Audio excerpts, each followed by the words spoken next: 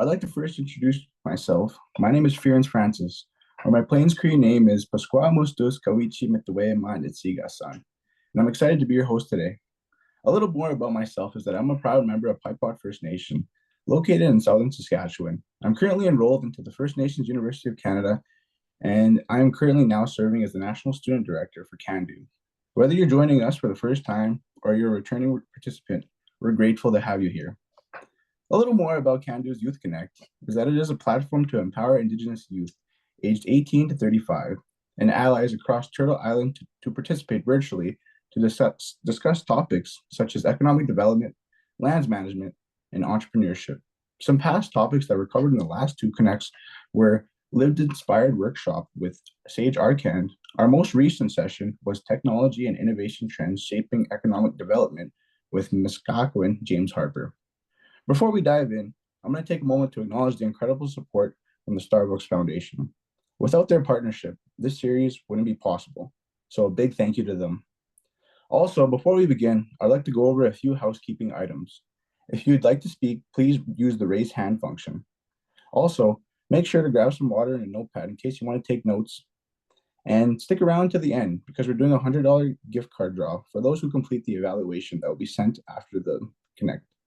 Your feedback is crucial in shaping future Youth Connect sessions. Now, let's get to the highlight of today's session, our guest speaker, Nicholas Laboucan. I'll go over a quick introduction to Nicholas, and he'll take it over from there. Nicholas Laboucan is the founder of Ironvoice Group. Ironvoice Group is a consulting agency that specializes in consulting, marketing, and the financial sector.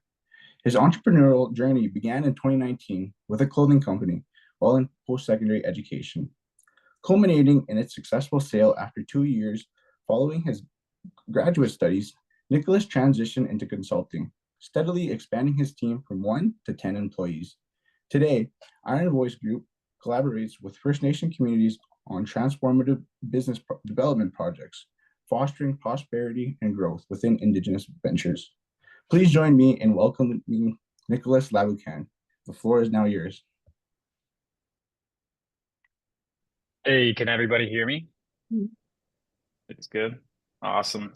So yeah, thank you for the introduction. My name is Nicholas Laboucan. I am the co-founder of Ironvoice Group. We founded the companies, I guess, in 2020, and the whole entrepreneurship began in 2019, right before COVID hit. The idea behind it was, it obviously started for me. It was a clothing company, and it was something that I wanted to do to create a space for Indigenous awareness.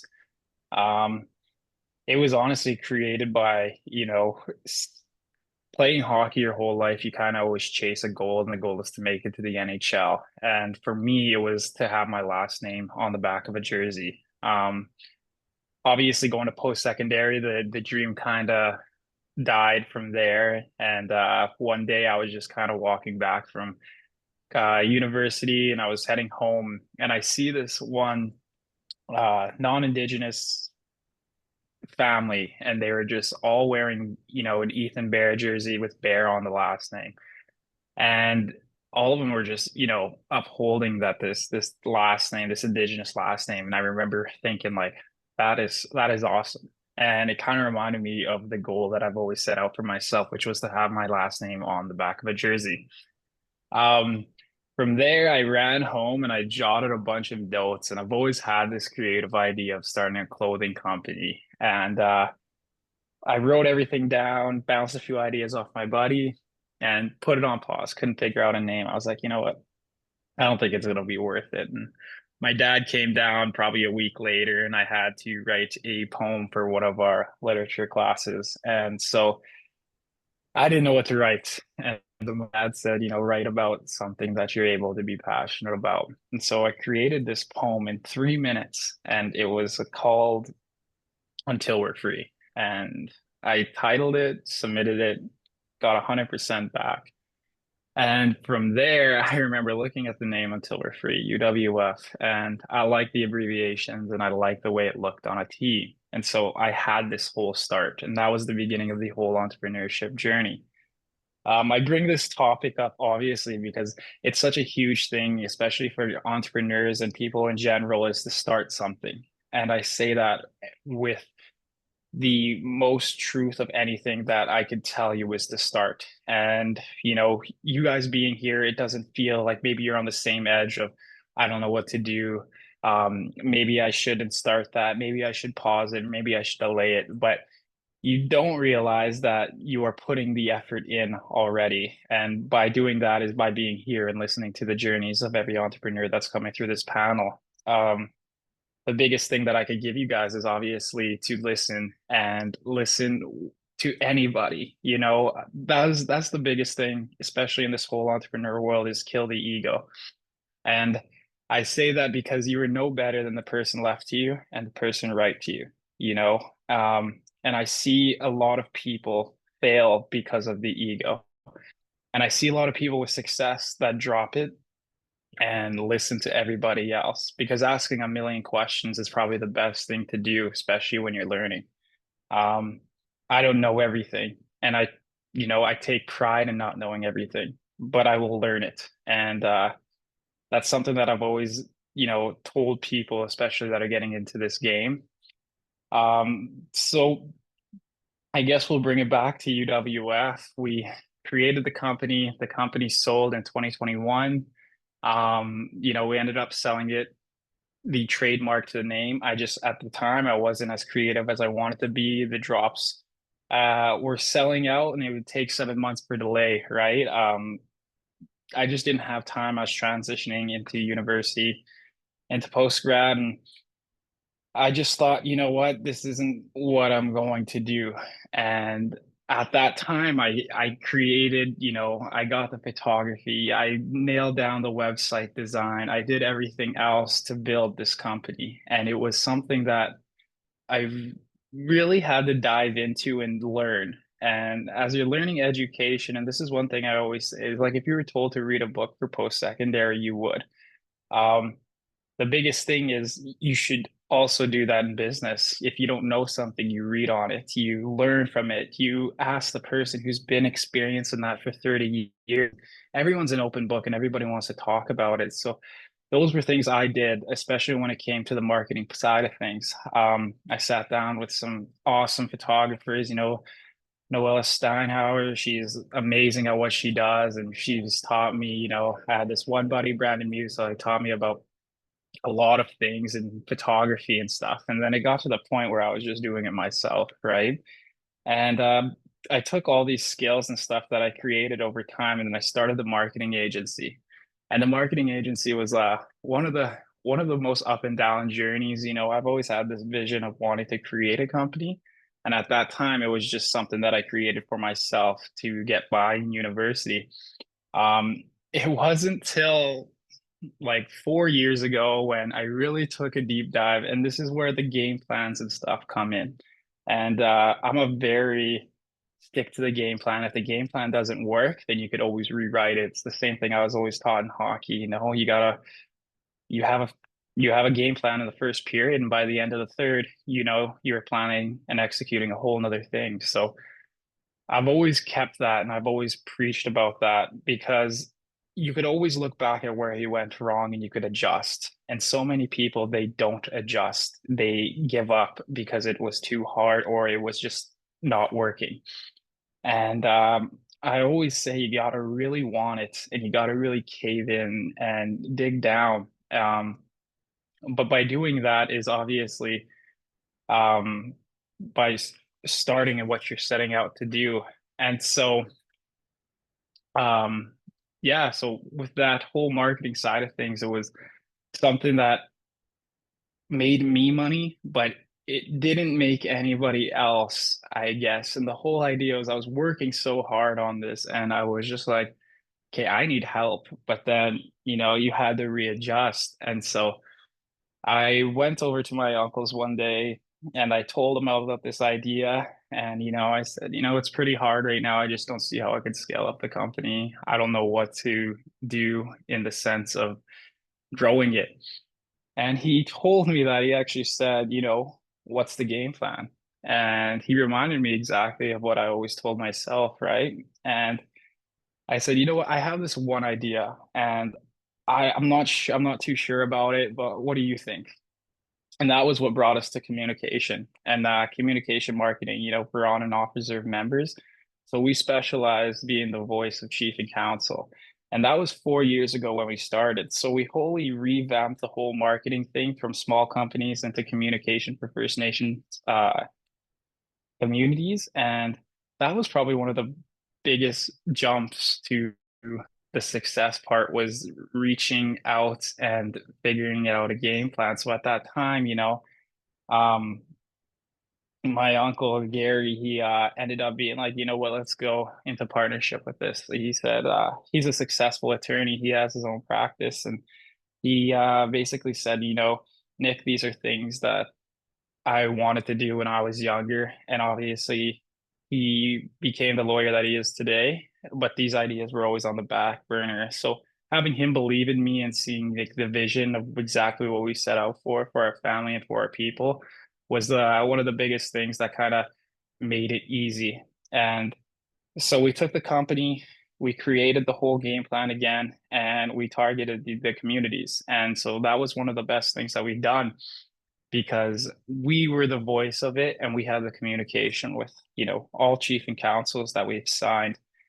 And that was the in, right? And that was the biggest thing of actually scaling the company. So we got into these nations and we started getting into these communities. And at that by the time I was in school and I remember saying like, oh, okay, maybe how do I transition this? The whole idea was to be a lawyer. And now it's kind of on the back burner. I didn't want to be a lawyer anymore. It was the dream kind of panned itself out, and I thought of what a lawyer does into their day to day and what I wanted to do in my day to day. And I'm a creative guy. I love learning. I love soaking in knowledge and I love people. I love that whole community of just asking and creating something with somebody, right? And then when you create a company and when you create something, you always feel that you just want to keep going and you want to keep reaching for the stars and the wins of the success or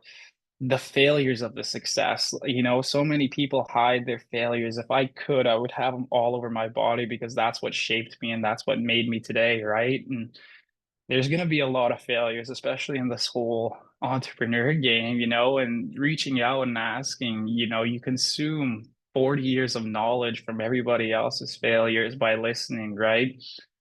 And so after the marketing agency and the communication, I really wanted to dig into the whole consulting part because at that time, we're sitting in these meetings with chief and council and they're looking at me. They knew my graduates and they knew what I was doing. And they asked me about the whole marketing plan and the scales and the proposals. And I kind of, just I was passionate about it. I understood business. I understood everything, going to school and understanding, economics and everything else that you wanted to see and envision for the nation. And so that was when I took one of the clients.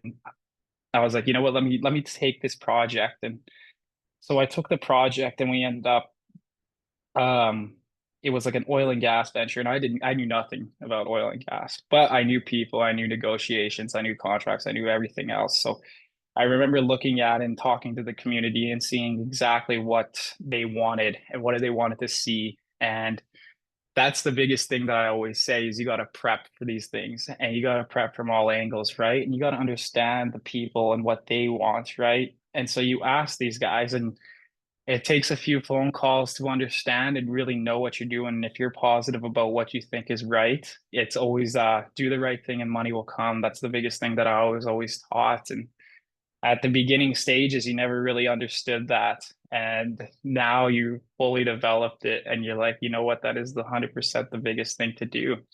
And so with this oil and gas project, I took it like a homework assignment and I knew everything about it. I remember calling all these guys have been in the oil and gas industry for 40 years and people are like, well, why aren't you calling, this business executive guy, and why aren't you calling this guy and this guy? I was calling the frontline workers that were working in the oil patch for 30 years and understanding the equipment and the process of things. They gave me more knowledge than anybody that was behind the desk, something that I did. And So I called them and I really just asked them questions, how's your day? What is it like on on the oil rigs and stuff like that? And what are things that are needed to be done? And I just gained so much knowledge. And so when it come to that first meeting, when we were negotiating this contract, I understood exactly what they were talking about. And I understood the business side of things that they flush down our people's throat with their white words. And it was a game that I knew I could beat them in.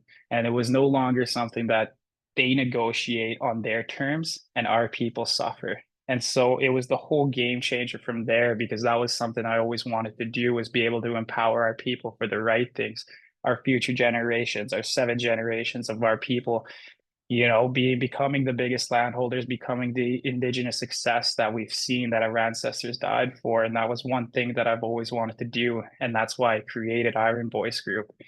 And so after that consulting meeting, we negotiated the terms and the deal was won. And I remember them walking out and shaking their head and, all this other stuff because we caught all the dead ends that they were trying to tie us up in. And after that, the project was like, holy crap, like, this was awesome. And those wins felt good. It felt like when I was just failing so much in the entrepreneur world. And this time I did something for a nation. And so I did another project and another project. And it was with the one same client. And we had all our other communications clients. So I remember going back and emailing them all out and saying, hey, we are offering consulting services, blah, blah, blah.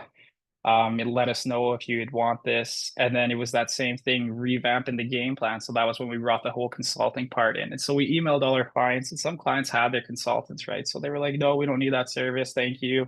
We'll keep it in our head. And some clients were like, that's awesome. Let's do it.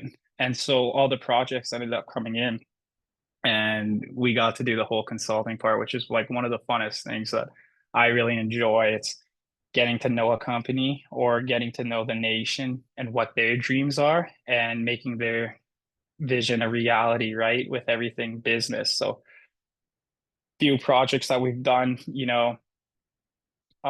we did a bunch of Bill C-92. We've also done, helping open up a recovery treatment center. Um, a lot of oil and gas negotiations, kind of what we specialize in. But the biggest, coolest projects, I think, are, the ones where companies are at the turning point in their success. And I think those ones are the coolest ones because, you get to really help them achieve them and win. And the other ones are also awesome because you get to see the you get to really help somebody create their dream in the proper way and in the way of all those fails and all those success wins. So it's always such a good tool to utilize. And I think like, all the youth and everybody else that's in their business venture, it's something that will create 20 doors for you. And like, you set out to do this one thing and then you pivot and then you pivot into the success that it makes.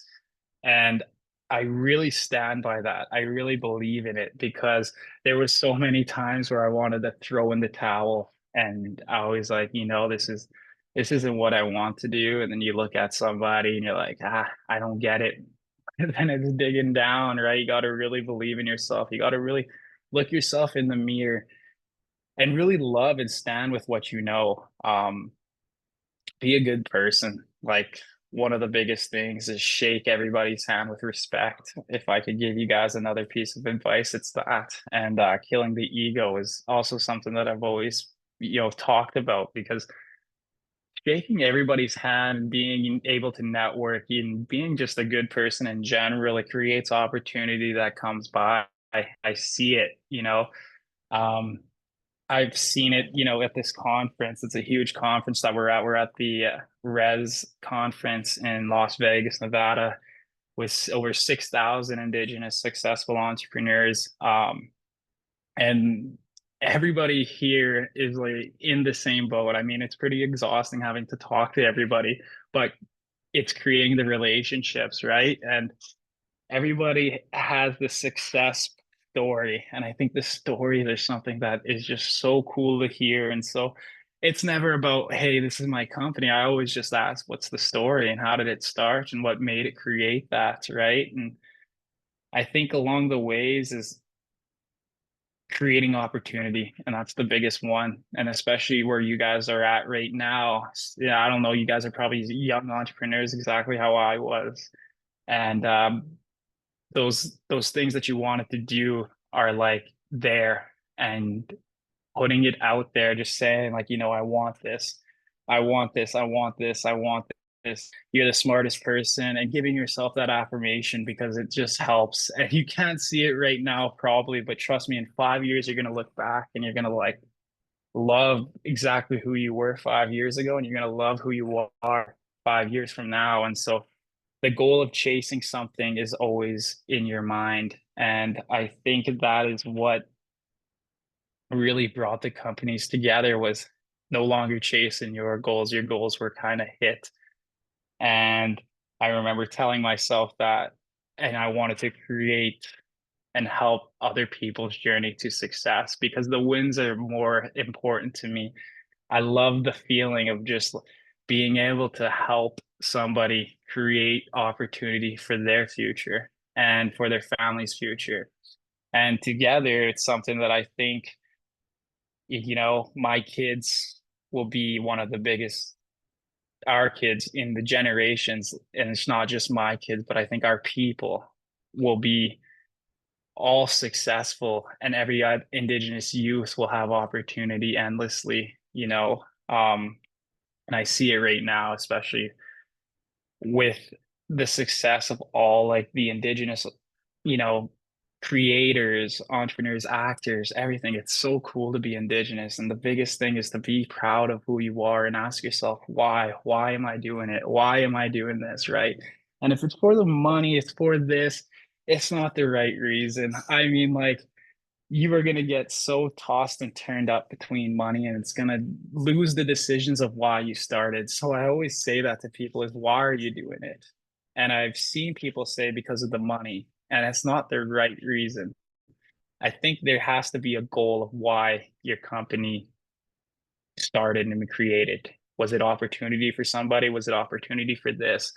And with the clothing company, the goal was to empower our people and to be able to create this agency company and create an outlet for them, right? And give back to our community. And then with the whole Ironvoice group, it's to employ our people from your generations, to give the upper hand, because it's hard in a white man's world. It's hard for even somebody, they can see all the diplomas, they can see all the graduates, they can see all your degrees, but as soon as you walk in, the only thing they're going to see is the color of your skin and who you are. And it doesn't matter about the success that you had. It's just the way it is, right? And I think it is something that shouldn't be done. But I think if we have more people, sitting at the CED desk and interviewing and being able to give and employ our people, it's one thing that I've always set out to do with Ironvoice Group, is to be able to employ our people and be able to give opportunity to every youth, every person that comes through the office. And I always say, like, a lot of people always just like ask me why I talk so much, and I used to always get mad at my dad about it too, because playing hockey, like, he wouldn't leave the rink for 2 hours because he wouldn't stop talking, and everybody's like, "Oh, Vince, everybody." And I get that now, and my mom always reminds me of it. And it's because you just genuinely want to see success and you want to see our people thrive. And I think that is the biggest why of what we did, is because, I see that 7 generations. I see that what our ancestors fought so hard for. Um, and to be able to beat a man, be able to beat a white man at his own game. They've been doing it to us for so many years. And I think it's our time. It's our time and it's our journey to be able to create the success path for our future. And that was what I've always was dealt, especially, when I get to speak in front of universities on business and economic development. There was always that question that was like, why can't everybody be doing what you're doing? And it always bugged me because there's 10 of me on my reserve. There's 10 of me. There's thousands of me out there. The only difference was I had opportunity. And, you know, I had privilege in the sense of doing it, but there is so many endless kids that are smart, that are successful, that have the dreams, but they don't have the opportunity. And it kills me because I was dealt with this ace hand. And it's my job to show our people how to play this ace hand. And I've always like I always said that to everybody that, ever even talked like that, because there's so many youth that are there and that are so goal driven and that are so successful, but there is just no opportunity. And I think us as business holders, as CEOs, as consultants, or whatever we do, I think to be able to employ our people is something that we need to be able to do. And, you know, sitting here, and even if you're not part of the whole business journey, I think our people just need our culture and to be proud of who we are. And if you can empower our people, not just through business, but being proud of our culture, I think it's one of the best feelings that they could experience, right? And to be uphold our cultural identity. And so with the economic stuff and everything, I really think it's something that we need. I really believe that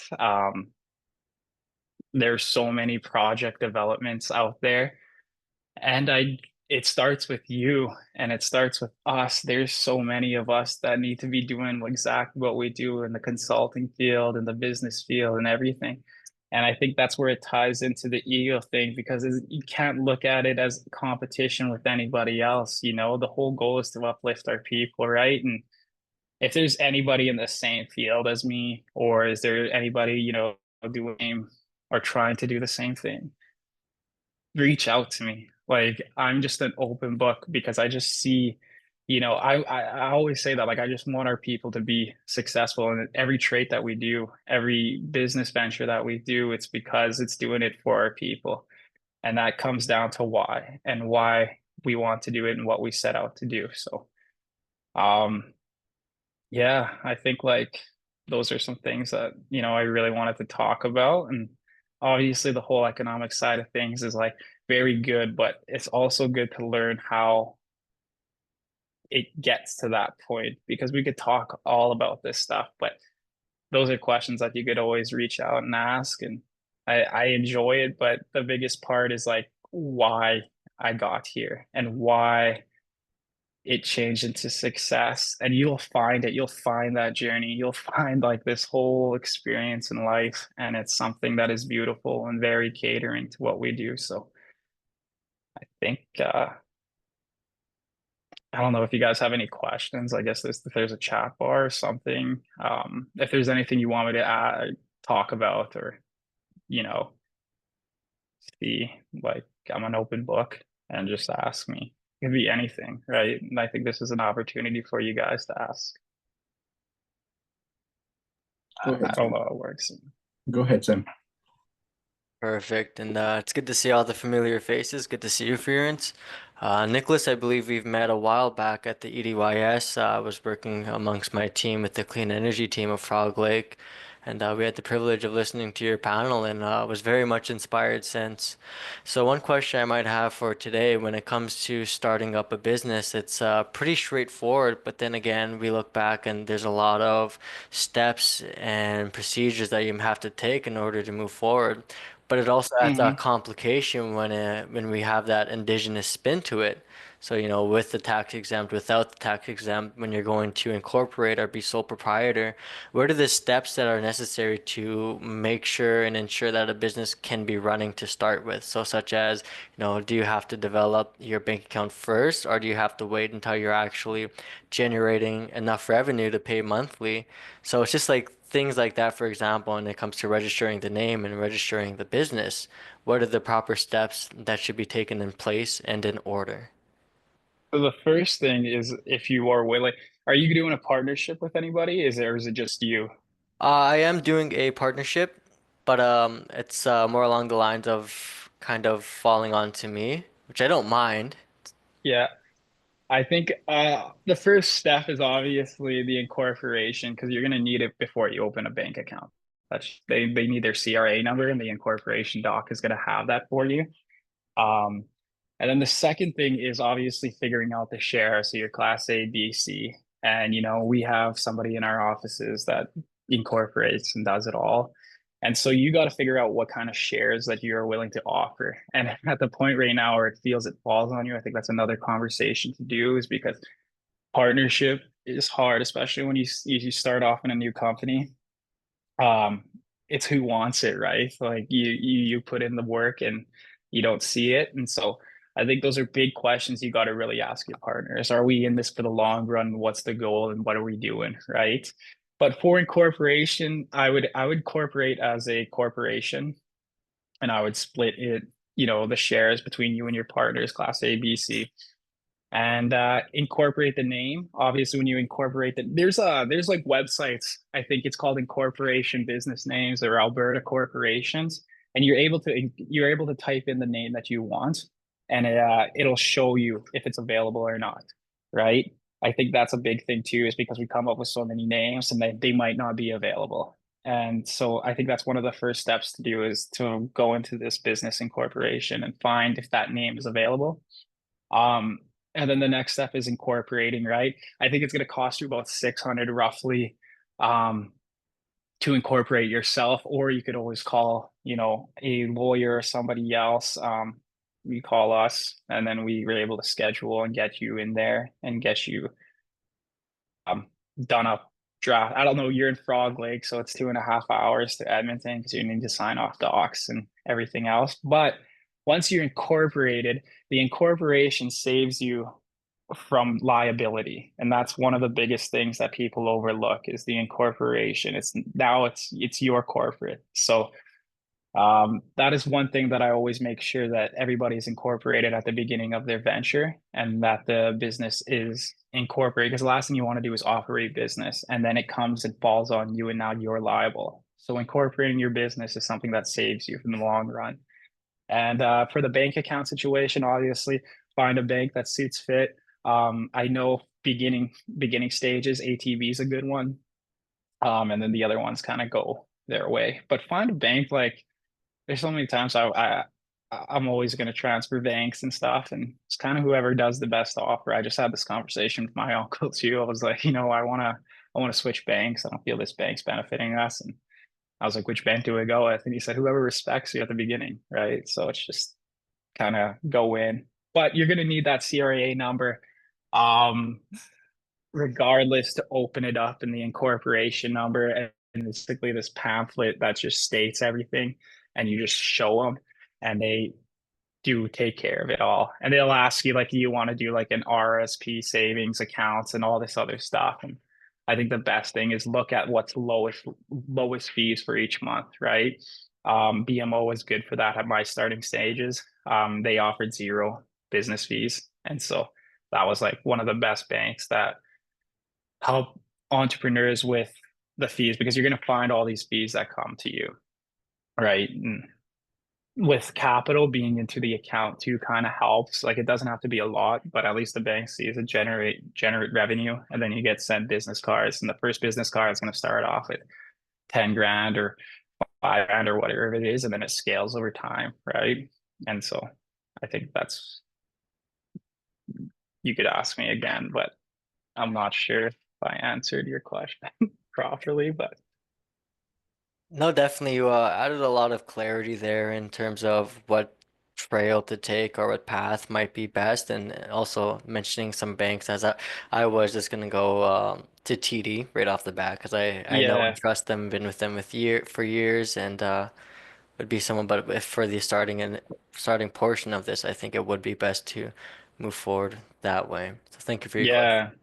Have a And whole it's bunch like, more. yeah, of course, like you could tell me. I think we have a lot of time here. Yeah. So, yeah, like the biggest one was like, that was, I bank personally with TD, and I love TD for myself, but our banks that we do for our companies are totally different entities. So it's finding which one's the better fit for you and what has better offers, right? So, and it's also what's near you. Like, yeah, if I was up north, I don't even think there's a TD bank in the nearest town. So kind of find what you're able to do when it comes to losing a bank card and losing everything. And so, yeah. Awesome. If anybody else has another question, feel free to use the raise hand function or drop it in the chat. But Nicholas, I have another question for you. Yeah.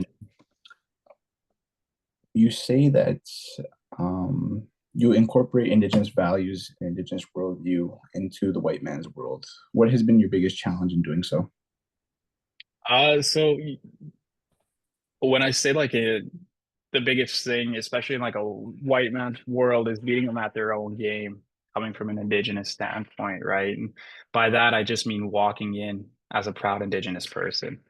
So, before this, before everything else, you felt that gut feeling of walking into a white room, and all the things you stood for drop, and you feel like this shy person, and you feel that you are not good enough to fit in with these guys. And it always killed me when it came to that. And the one step was because I didn't love myself. It wasn't because I wasn't smart. It wasn't because I was this. It was because I didn't love myself. And so, when all the success turned, it was because I got back into physical health. I got back into the things that I wanted to do. And I really took care of my mental health. And every day I looked into the mirror before I could really say that I loved myself. And as soon as that happened, the success happened. And then the whole thing was reconnecting with my culture. And that was the biggest step, was everything that I've done to benefit my mental health came from reconnecting with my culture. And that was when the doors turned. Like, it honestly did. But I loved myself. I loved who I looked every day in the mirror. And then it wasn't like, you'll still love yourself and you'll say this and you'll still have doubts, but it doesn't mean that the tables aren't turning, right? I remember, like, I was just telling people this too. It wasn't until like 2 months ago where I really, really looked myself in the mirror and I really said that I do love myself. And I've always said it, but there was nothing that I could look that I had doubts in. And it was mentally and physically. And you still chase that, right? But the biggest part is loving yourself and upholding who you truly are and representing your indigenous culture and representing your ancestors and the future that is coming, right? Um, so when I go into meetings now, it is no longer this feeling of, "Oh, I'm not good enough." It is, I am good enough. And I walk in that meeting as the most proudest person, wearing your medallion, wearing everything indigenous to represent and show it on your heart, right? Um, and then when you walk out, you just feel so powerful. Like, it is one of the best feelings is when you feel, your ancestors beside you and the goosebumps start coming, especially when you're in a meeting and you just speak and you speak the truth because it's something that you're passionate about, right? And there's so many of these guys that will flush you out with big words, and it happens to me too. And I just ask them, okay, like, clarify that, right? Because somebody will always have a big ego and they'll always talk over you or they'll always do that. And you just gotta listen there and speak in silence, right? And those are big things that I think a lot of people do. But the biggest part is loving yourself. Very, really love yourself, but love who you are as a person. And so it doesn't mean just you, but it means the color of your skin as well. Who you are as a person and our cultural identity is one of the biggest things that I think for me as well was that I lacked over the years. But I represent being indigenous through everything, right? It is just something that you're so passionate about. And especially in a white man's world, they flutter as soon as they see a successful indigenous person. One of my buddies taught me that a white person was gifted with the brain, but ours was connection. And seeing that, Muniao people, seeing how powerful we were, and they seen that. And I truly believe that when our people are just connected at the most, we are one of the smartest people, and we are the smartest people in that world, right? And so it's just being able to connect with yourself, and success comes in all shapes and sizes, and it's just figuring it out with the wins. And especially, like, you know, a lot of Muniao people, when they see a success in the room, they shut down. And now the tables have turned because it's no longer the little native boy in you that feels crouched and shy. It's these people that have had it spoon fed to them their whole life. So That's it's. I don't know. I always forget the question at the beginning of the question. So, That's inspiring. Awesome. Thank you, Nicholas. You can go yeah. ahead, Tara. Yeah, wow, that was really nice to hear. I'm also on my business journey at the very beginning. So I do have a photo booth, like for Yeah. event stuff like that. I'm just starting also. I'm just in the beginning stages, but I'm kind of like a little past the beginning stages. But anyway, just a question back to circling back to the incorporation and sole proprietorship question. I'm kind of stuck there also. I am registered as a sole proprietor, but I do have a mentor now, and she recommends I do the corporation route for the purposes that stated for the liability. But I now have an accountant who recommends I stay in sole proprietor for now, as I'm just beginning my journey. So Yeah. I'm not sure what.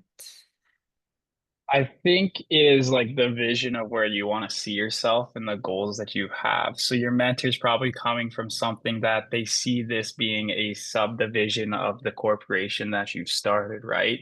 And it's because endless opportunities come in all sizes. So you're going to start off with this photo booth, but the opportunities are going to create, and then it's going to go to catering, or it's going to go to business event planning or whatever it is. So it's something that ties itself into it, right?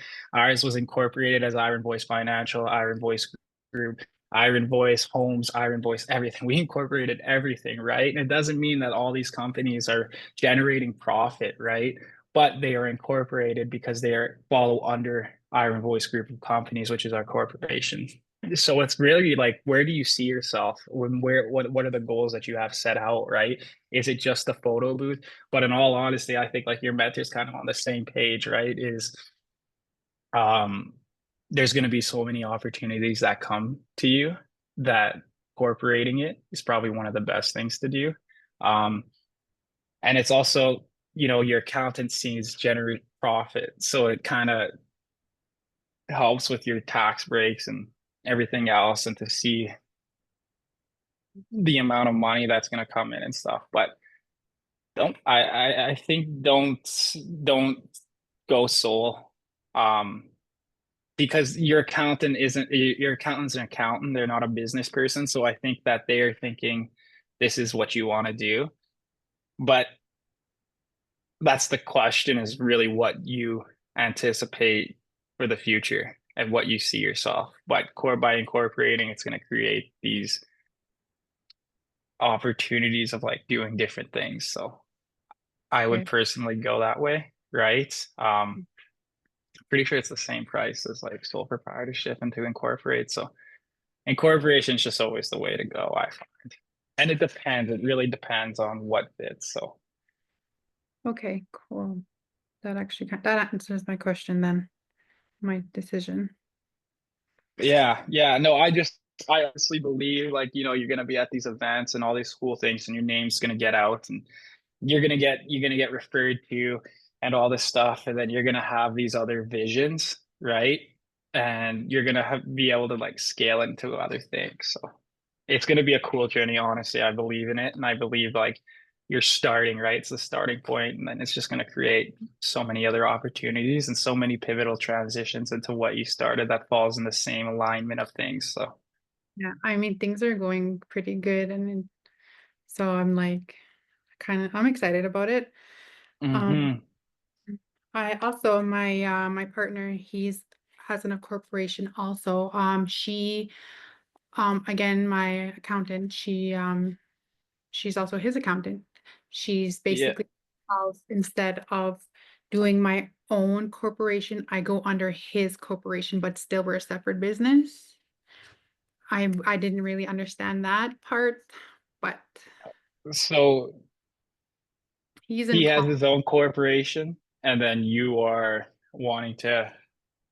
Well, that I did it, I don't know. She just said that's something I could do. I didn't fully understand what she was saying about that part, but she said I could go under his corporation, but still be a separate. It's probably it's probably because the corporation is in a business number, so it's not really an incorporated title name. It's just an incorporated business number. So I would think that she's trying to get into the same thing of like incorporation and then just following under it. So honestly, the beginning things I would incorporate it. I mean, there's no less loss, but All right. don't. I wouldn't incorporate it like under, because like whoever incorporated you got, it's the same accountant that's incorporating you guys, or is it like somebody like a legal Sorry. team that's who's incorporating it? Like, is it the accountant or is it just you guys personally incorporating it? Not sure. That's his incorporation. She just recommended that, but I'm not sure. I just thought, Yeah. okay. I mean, honestly, like it's listen to expertise, like get a good idea on it. But like I would, these are questions that I would ask her, like really understanding the incorporation, the Class A shares and everything else, because they'll explain it to you. And if they don't explain it to you, find somebody else that will, right? Because those are things you're going to want to learn anyway. Yeah.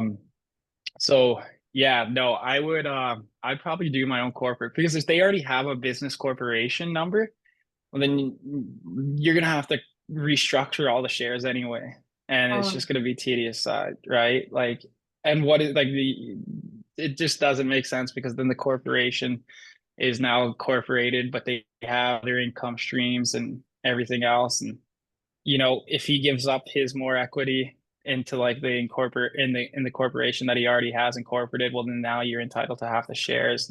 So it's very like, okay. Yeah. All right. yeah, Thank you. I would just start a new entity, create it, and then you guys, split the shares into half and half or whatever it is you guys agreed upon. But All right. Thank you so much. and it's also good for loans as well. And like not loans in general, but incorporating a new business, there's so many grants out there that you guys could apply for. And there's going to be so many grants that you can apply for because the incorporation has been incorporated for how many years, right? It's just a new branch off. So yeah. Thank you. Awesome. You can go ahead, Sarah.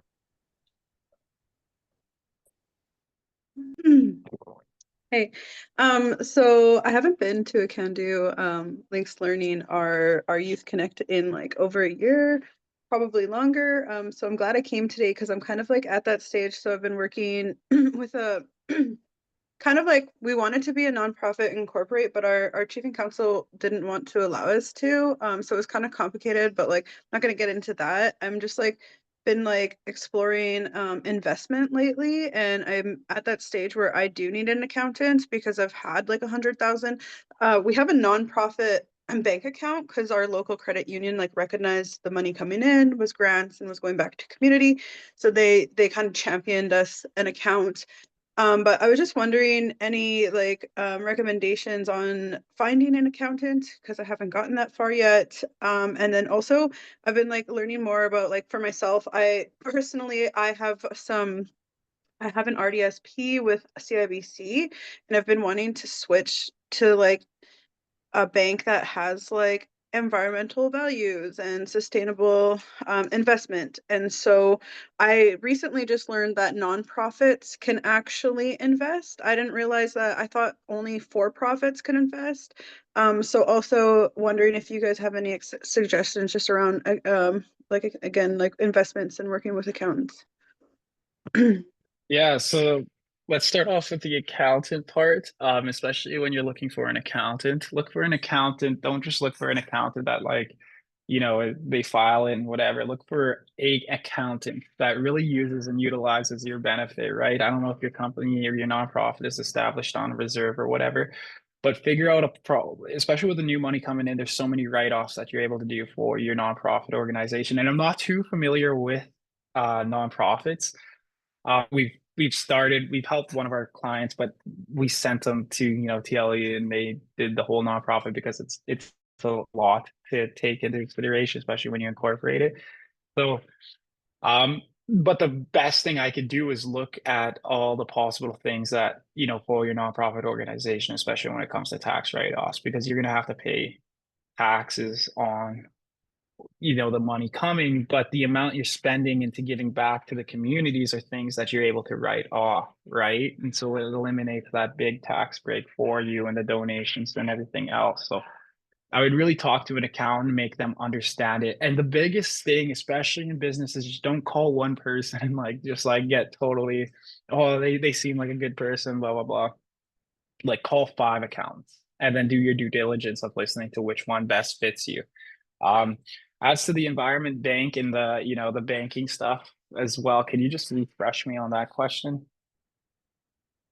Oh, I was just like making an example of like investments. So like I have an RDSP, so a registered disability saving account or whatever, Yeah. and it's with CIBC, and I've been like wanting to pull out to work with like banks that more align with my sustainable values. And there are banks, and like for me, I feel like there's not going to be a future in fossil fuel, which is like BMO, RBC, and CIBC. Like most of their investment is in fossil fuel.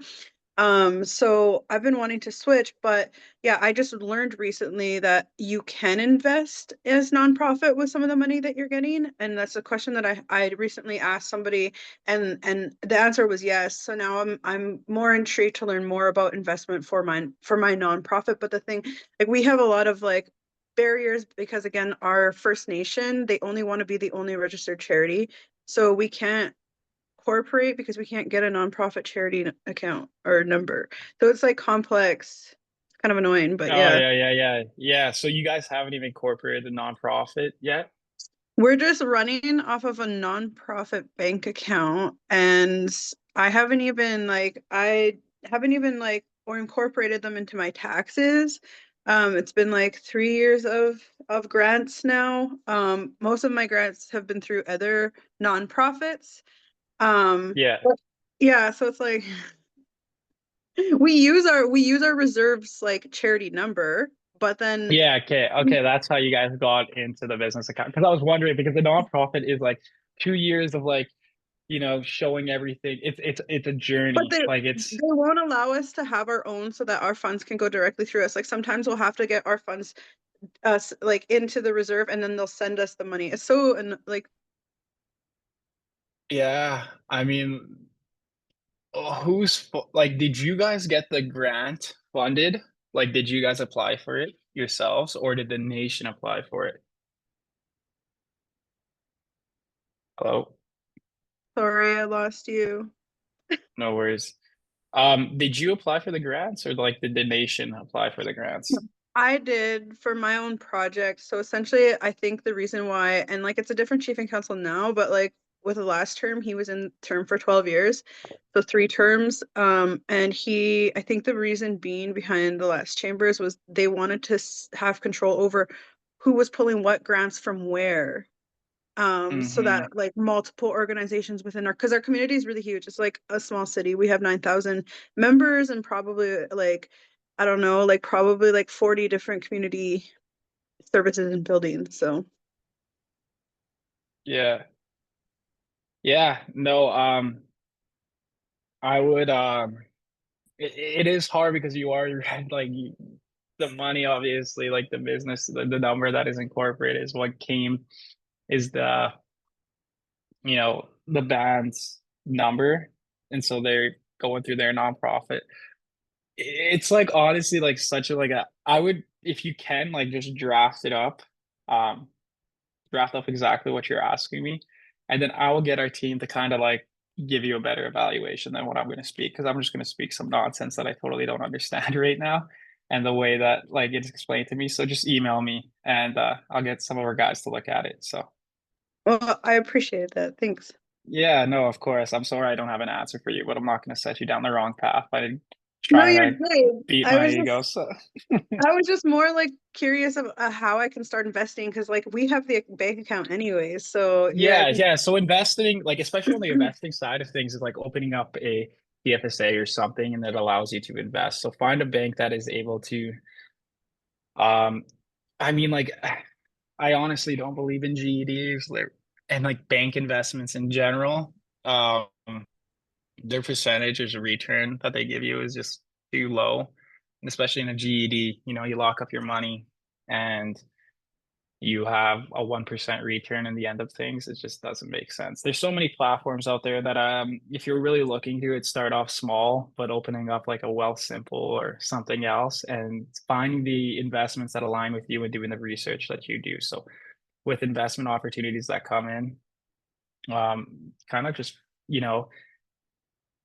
there's platforms out there where you're able to invest yourself. And I think like looking into it is just something, but don't go throwing in a lot of money. Get professional advice and everything else. And this is like coming from a standpoint that's like, there's opportunities to do there, but it's the due diligence of like looking at what opportunity and which bank fits values and which one has the best return. I know RBC, they opened up they just offered a 5% interest rate on or 5% checkings account. So it's no longer a 5% return, in a TFSA or anything. The money could sit in your checkings account, which will allow it to make 5% off it within a year, but you still have access to the money and you're not taking away from a TFSA and pulling it in and out and then having to get a T5 for it every year, right? So it's like the same thing because I'm in the same boat as like you guys. Like the questions that you have too, like is like things that I'm like currently involved with, especially when it comes to the banking things. Like I've just been on like so many banks in the last month that I'm like, okay, I kind of put it on the back burner. So it's that's the biggest thing is like just figuring out what fits with your values. And then with the whole investing thing is like finding somebody that you trust or a banker and an investment person. Yeah, I mean, like, other than that, that's the biggest thing. Like, I could talk, just email me, and then we'll get it going. We'll connect. Cool. Thank you. Yeah. Awesome. And then I think that'll about wrap up our time here. That was an incredible discussion. Thank you again to you, Nicholas, for sharing your experience and wisdom with us today. It's amazing to hear from other youth stories and their experience to work up to where they are in life now. So thank you again for joining us today. I would also like thank you for having me. Yes, exactly. I also want to extend my gratitude once again to the Starbucks Foundation for making Youth Connect possible. Their support allows us to create spaces for important conversations like this. Before everyone goes today, just a quick reminder, please complete the evaluation survey. It'll be sent out after the session. Your feedback is valuable and it'll give you a chance to win a $100 gift card. And finally, our next Youth Connect session will be on April 17th at 12 p.m. Mountain Time. We'll be joined by Karen Potts from the Real Rank podcast discussing creating spaces for Indigenous creators. And thank you all for being here today and stay safe, stay inspired, and we'll see you next time. Thank you again, Lucas.